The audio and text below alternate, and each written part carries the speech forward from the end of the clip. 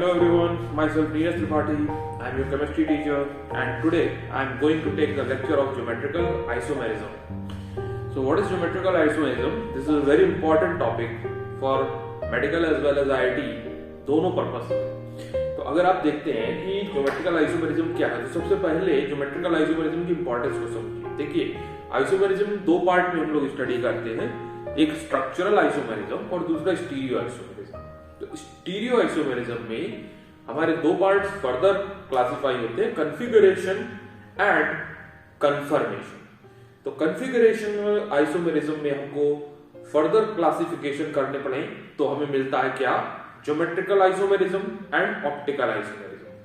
तो in this session we are going to discuss our geometrical isomerism part. I think this is a very important part of isomerism. बहुत सारे questions आते हैं इससे और आप प्रीवियस ईयर के क्वेश्चंस उठाकर देख लीजिए, पेपर्स उठाकर देख लीजिए, भरे पड़े हैं क्वेश्चंस इसके, लगातार आपको ढेर सारे क्वेश्चंस मिलेंगे इस पे।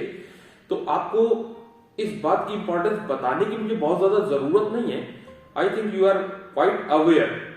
तो आइए इसको देखते हैं और समझते हैं, बहुत ही आपको अच्छा लगेगा ये टॉपिक। सबसे पहले ज्योमेट्रिकल आइसोमेरिज्म के लिए क्या कंडीशन है, शर्तें क्या है, क्या चीज फुलफिल होने पे ज्योमेट्रिकल आइसोमेरिज्म आपको देखने को मिलेगी। तो सबसे पहले इसको समझते हैं। तो कंडीशन के लिए या टर्म्स एंड कंडीशंस के लिए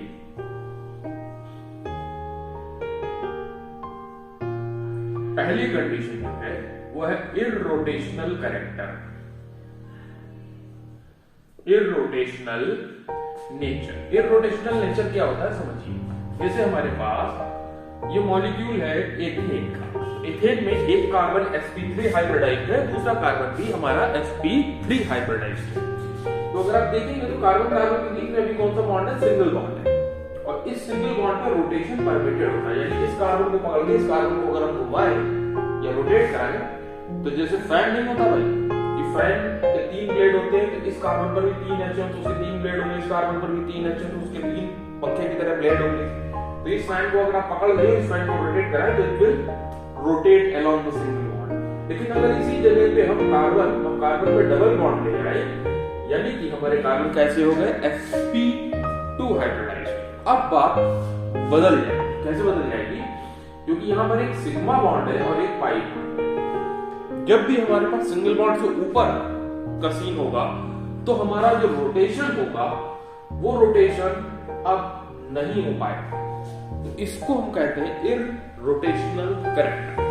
तो इररोटेशनल कैरेक्टर कैसे आ सकता है, आपका पाई बॉन्ड सिस्टम में इंट्रोड्यूस हो जाए तो इररोटेशनल कैरेक्टर आ सकता है, या फिर आपका रिंग फॉर्म हो जाए तो इररोटेशनल कैरेक्टर आ सकता है।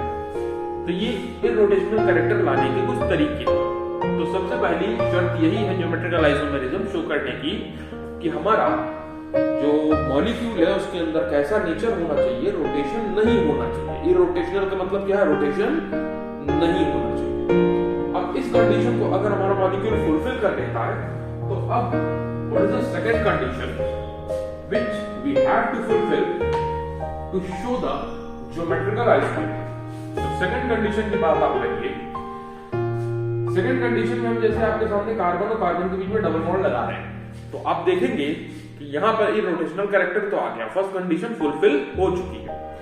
Now how many valencies of this carbon are free, तो there are 2 valencies, 2 valencies carbon की फ्री है। इस कार्बन पर मैं अगर एक A लगाता हूं और एक B लगाता हूं तो ये A और B आपस में सेम नहीं होने चाहिए, A और B आपस में सेम नहीं होने चाहिए। सिमिलरली इस कार्बन पर अगर मैं C नहीं लिखूंगा, C इससे मैच कर सकता है, कंफ्यूजन हो सकता है, दैट्स व्हाई मैं उस C को लिखना अवॉइड कर रहा हूं, मैं यहां D लिख रहा हूं और E लिख रहा हूं। तो ये D और E भी आपस में एक दूसरे के सिमिलर नहीं होने चाहिए। देखिए एक कार्बन पर लगे हुए 2 ग्रुप्स आपस में सेम ना हो, एक कार्बन पर लगे हुए 2 ग्रुप्स आपस में सेम ना हो। इस कार्बन पर लगी हुई चीजें और इस कार्बन पर लगी हुई चीजें के बारे में कुछ नहीं कहा गया, दिस इज इंडिपेंडेंट, ये सेम हो सकते हैं। एक कार्बन पर लगे हुए दो ग्रुप सेम नहीं होने चाहिए। तो आपके पास दो कंडीशंस हैं, इन दोनों कंडीशंस को जब साइमल्टेनियसली कोई मॉलिक्यूल फुलफिल करेगा तो उस मॉलिक्यूल के अंदर आपको क्या देखने को मिलेगा, ज्योमेट्रिकल आइसोमेरिज्म। तो ये मेरे ख्याल से बहुत इजी है और साथ ही साथ बहुत इंपॉर्टेंट भी है। क्यों इंपॉर्टेंट है? क्योंकि आपको हर साल कोई भी पेपर उठाइए, ज्योमेट्रिकल आइसोमेरिज्म को क्वेश्चन डेफिनेटली मिलेगा। अगर कोई एग्जामिनर पेपर सेट कर रहा है, सपोज मैं सेट कर रहा हूं, तो मैं इस पार्ट से क्वेश्चन जरूर रखूंगा। ये अच्छा पार्ट है, इंपॉर्टेंट पार्ट है। अब ये दोनों शर्तें पूरी होने के बाद आइए इसके इम्प्लीमेंटेशन पार्ट को हम देखते हैं। और इसके इम्प्लीमेंटेशन पार्ट के लिए एक एक करके मॉलिक्यूल्स को यहाँ पर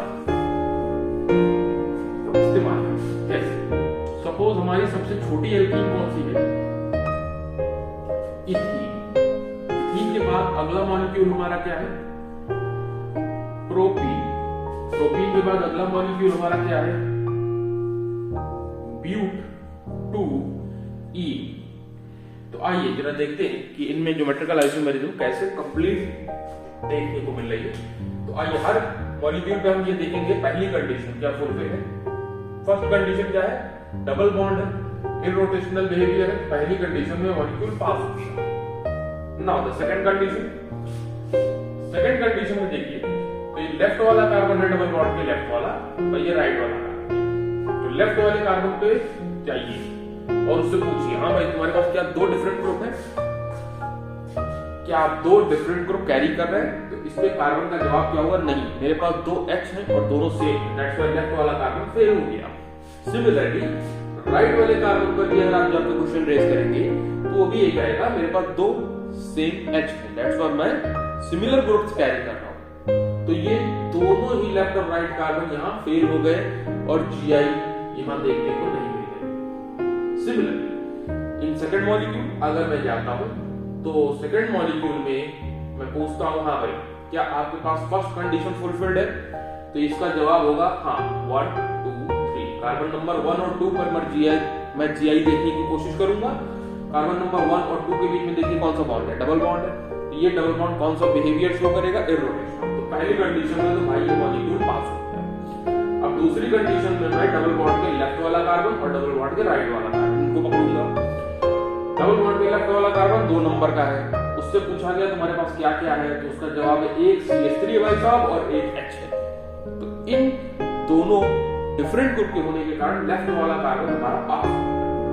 राइट वाले कार्बन पे हमने फिर से इंप्लीमेंट किया अपना शर्त। तो राइट वाले कार्बन ने कहा देखिए भाई हमारे पास तो 2 H है, दोनों सेम है, दैट्स व्हाई राइट वाला कार्बन फेल हुआ और इस कारण से ये मॉलिक्यूल GI कंप्लीटली शो नहीं कर सकता। अब आइए दो के दो लोग फेल हो चुके हैं, तीसरे मॉलिक्यूल पे आते हैं। तीसरे मॉलिक्यूल में 1 2 3 4 GI कहां चेक करेंगे आप GI चेक करेंगे वहां जहां डबल बॉन्ड होगा। तो डबल बॉन्ड कहां पर है, 2 और 3 के बीच में।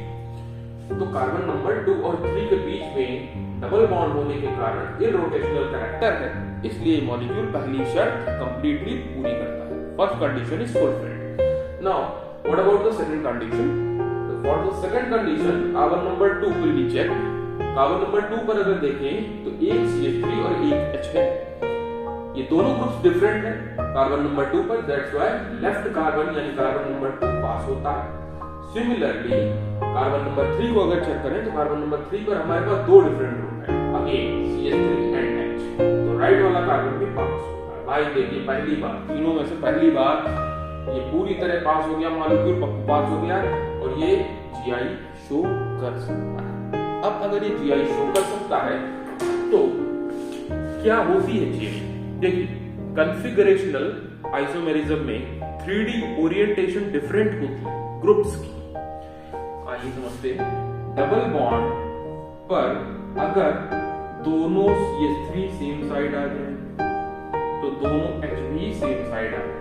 किसके? इस लाइन की। ये लाइन कौन सी है? दोनों कार्बन को ज्वाइन करने वाली इंटरन्यूक्लियर एक्सिस कहलाती है। तो इंटरन्यूक्लियर एक्सिस के सेम साइड पे सेम ग्रुप आ गए तो इसको हम सिस बोल रहे हैं। और इंटरन्यूक्लियर एक्सिस के अपोजिट साइड पे दोनों ग्रुप चले गए जैसे ये, तो इसको हम ट्रांस मॉलिक्यूल कहेंगे। मेरे ख्याल से आपको बात समझ आ रही होगी। अब आप देख सकते हैं कि इन दोनों मॉलिक्यूल का स्ट्रक्चरल फॉर्मूला सेम है, ब्यूट-2-ईन, बट इन दोनों मॉलिक्यूल का जो स्पेशल अरेंजमेंट है 3D में ग्रुप्स का, वो क्या है, डिफरेंट है। और ये ज्योमेट्रिकल आइसोमेरिज्म की कंडीशन को फुलफिल भी कर रहा है। तो ये दोनों एक दूसरे के जीआई यानी कि ज्योमेट्रिकल आइसोमर्स हुए। तो मेरे ख्याल से ये बातें आपको काफी हद तक क्लियर है। और इस तरह से अगर चीजों को और आगे इंप्लीमेंट करते हैं तो बहुत सारे इसके केसेस हो सकते हैं। ये तो बहुत सिंपल सी बात है। अगर इस केस को हम आगे और भी मॉलिक्यूल पे देखें तो आप एक साइक्लिक एग्जांपल ले सकते हैं। सपोज हमारे पास साइक्लोब्यूटेन, इस साइक्लोब्यूटेन के मॉलिक्यूल में इस कार्बन पर हमारे पास अभी 2 H है, इस कार्बन पर भी हमारे पास 2 H, कार्बन नंबर 1, 2, 3 और 4 इसकी मार्किंग कर दी हमने। अभी कार्बन नंबर 1 और 2 को अगर जीआई के लिए चेक करेंगे तो कार्बन नंबर 1 और 2 पे पहली शर्त पूरी हो रही क्योंकि रोटेशन पॉसिबल नहीं है। दूसरी शर्त, कार्बन नंबर 1 यानी लेफ्ट वाला कार्बन फेल हो गया है क्योंकि 2 H है। कार्बन नंबर 2 जो कि राइट वाला कार्बन है उस पर भी 2 H है, वही फेल हो गया है। दैट्स व्हाई ये मॉलिक्यूल हमारा जीआई शो नहीं कर पा रहा। अब यहाँ थोड़ा सा चेंज कर देते हैं। थोड़ा सा चेंज क्या करेंगे, देखिए कार्बन नंबर 1 पर हमने एक H हटाकर एक CH3 रख दिया, कार्बन नंबर 2 पर भी हमने एक H हटाकर एक CH3 रख दिया। तो ये मॉलिक्यूल हमारा हो गया 1,2 डाइमिथाइल साइक्लोब्यूटेन। वो हमसे पूछता है कि क्या इसमें जीआई पॉसिबल है, तो हम आइए चेक करते हैं कार्बन नंबर 1 कार्बन नंबर 2 पर। यह पहली शर्त रोटेशन रिंग में नहीं पॉसिबल होता। क्यों? क्योंकि कार्बन नंबर 1 को पकड़कर 2 को अगर हम घुमाएंगे तो बाकी की रिंग में भी स्ट्रेन आने लगेगा और वो स्ट्रेन बाकी की रिंग को रोटेट नहीं होने देगा। तो यहाँ पे रोटेशन परमिटेड। बहुत लोगों को यही कंफ्यूजन होता है कि रिंग में रोटेशन होता क्यों नहीं। तो रिंग में रोटेशन नहीं हो सकता क्योंकि एंगल स्ट्रेन बढ़ने लगेगा। तो ये बात आपको बहुत सिंपली समझ में आनी चाहिए। ये बात जीओसी में पढ़ाई भी जाती है कि बेयर स्ट्रेन थ्योरी में एंगल स्ट्रेन बढ़ने लगता अगर रिंग को रोटेट किया जाए तो पहली कंडीशन में तो ये रोटेशन न होने के कारण हमारी पहली कंडीशन फुलफिल कर दिया। अब दूसरी कंडीशन में लेफ्ट वाला कार्बन कौन सा है, कार्बन नंबर 1। देखिए क्या यहाँ 2 डिफरेंट ग्रुप है, लेफ्ट पास होता है। राइट वाला कार्बन नंबर 2 है, क्या इस पे 2 डिफरेंट ग्रुप है, हाँ है, तो राइट वाला कार्बन भी पास होता है और ये मॉलिक्यूल जीआई शो कर सकता है। अब जीआई शो करेगा तो क्या क्या शो कर सकता है, आइए इस बात को भी समझते हैं। अगर ये जीआई शो करेगा तो इसको इस तरह से आप बना सकते हैं। ये है हमारा साइक्लोब्यूटेन। इस साइक्लोब्यूटेन में हम एक इस तरह से वेज बनाते हैं और एक इस तरह से डैश बनाते हैं। ये डैश इनसाइड द प्लेन है और वेज जो है बाहर की तरफ। ये वेज बाहर की तरफ है, डैश इनसाइड द प्लेन। मान लीजिए दोनों CH3 मैंने वेज पे लगा दिए तो दोनों CH3 बाहर है, सेम साइड है। तो आप देख सकते हैं rest of the positions will be occupied by the hydrogen atoms। तो इसको हम सेम साइड ऑफ CH3 या सेम साइड ऑफ H दोनों के रिस्पेक्ट में हम कह सकते हैं सिस है। अब इसी जगह पे अगर हम यहाँ थोड़ा उल्टा कर देते, यानी एक वेज और एक डैश बनाते, यहाँ पर भी एक वेज एक डैश बनाते, इस पे CH3 और H दिखाते, तो यहाँ CH3 वेज पे लगाया तो यहाँ CH3 डैश पे लगा दे। तो आप देखेंगे कि ये सेम ग्रुप जो है वो अपोजिट चले गए, बाहर ही करता है। तो ये कौन सा वर्जन हो जाता है रिंग में, ट्रांसवर्स। तो आप देख सकते हैं जैसे ओपन चेन में जीआई पॉसिबल हो सकता है, ठीक वैसे ही रिंग वाले कंपाउंड में भी जीआई पॉसिबल हो सकता है और उसको हम सिस और ट्रांस से डिफाइन कर सकते हैं। अब यहाँ पर और भी बहुत सारी बातें ज्योमेट्रिकल आइसोमेरिज्म में आपकी देखने को मिलेंगी जब हम चीजों को और आगे इलैबोरेट करेंगे। देखिए अगर हम डाइपोल मोमेंट की बात करते हैं तो हमारा जो सिस वर्जन है वो ट्रांस वर्जन, जैसे हमारा ब्यूट-2-ईन का ही ये सिस वर्जन था और ब्यूट-2-ईन का ये ट्रांस वर्जन था। अब अगर गौर से देखा जाए तो गौर से देखने पे क्या पता चलेगा कि ये कार्बन नंबर 1, 2, 3 और 4 है, ये कार्बन नंबर 1, 2, 3 और 4 है। यहाँ पर दोनों वेक्टर्स आपके कैसे अपोजिट, और यही हाल आपके H वाले वेक्टर्स का भी होगा। तो vector will be cancelled, perfectly cancel हो जाएंगे वेक्टर। फिजिक्स में भी आप ये बात पढ़ते हैं कि how to deal with the vectors, if they are equal and opposite they will cancel each other. तो यहाँ पर जो डाइपोल मोमेंट होगा वो आपका 0 आएगा। और इस जगह पे डाइपोल मोमेंट आपका कैसा आएगा, नॉन जीरो आएगा। ये बात केमिकल बॉन्डिंग की है, उस चैप्टर में हम बहुत डिटेल करते हैं सीखो। तो आप देख सकते हैं कि यहाँ डाइपोल मोमेंट जीरो है और यहाँ डाइपोल मोमेंट नॉन जीरो है। तो ये हमारा मॉलिक्यूल कैसा हुआ, dipole moment zero non polar, और यहाँ पर डाइपोल मोमेंट नॉन जीरो है, तो ये कैसा हुआ, पोलर। अब यहाँ पर एक पॉइंट फिजिकल प्रॉपर्टी का भी आएगा कि बॉइलिंग पॉइंट से अगर हम डिस्कस करें तो बॉइलिंग पॉइंट जनरली किसका ज्यादा होता है, पोलर वाले का ज्यादा होता है। तो इसका बॉइलिंग पॉइंट अगर T1 है, इसका बॉइलिंग पॉइंट T2 है, तो इसका बॉइलिंग पॉइंट इससे ज्यादा मिलेगा। लेकिन मेल्टिंग पॉइंट में भाई उल्टा होता है, मेल्टिंग पॉइंट डाइपोल मोमेंट से ज्यादा इन्फ्लुएंस होता है सिमेट्री ऑफ द मॉलिक्यूल से, क्योंकि मेल्टिंग पॉइंट डिफाइंड होता है किस फेज में, सॉलिड फेज में। तो सॉलिड फेज में जब आप जाएंगे तो आप देखेंगे कि कौन सा मॉलिक्यूल सिमेट्रिकली ज्यादा अच्छी तरह से पैक हो सकता है इन द सॉलिड स्टेट। तो इन दैट केस अगर आप मेल्टिंग पॉइंट पर बात करें तो मेल्टिंग पॉइंट पर अगर ये T3 है, ये T4 है, तो कौन सा मेल्टिंग पॉइंट ज्यादा होगा, ये। तो ये बात यहाँ पर बहुत इंपॉर्टेंट है और ये बात याद रखने लायक भी है। आई होप ये चीजें आपको काफी हद तक क्लियर होंगी या क्लियर हुई होंगी, पहले से भी होंगी और कुछ और भी क्लियर हुई होंगी। तो इन बातों के साथ इस लेक्चर को मैं यही टर्मिनेट करूंगा एंड होपफुली कि आप इन चीजों पे जो क्वेश्चंस घर के लिए दिए गए उनको अटेम्प्ट करेंगे और उन क्वेश्चंस के साथ आपको नए जो डाउट्स क्रिएट होंगे, डेफिनेटली वो डाउट आपके लिए काफी हेल्पफुल होंगे, आगे का रास्ता आसान बनाने के लिए। मिलते हैं नेक्स्ट क्लास में, till then good bye, thank you.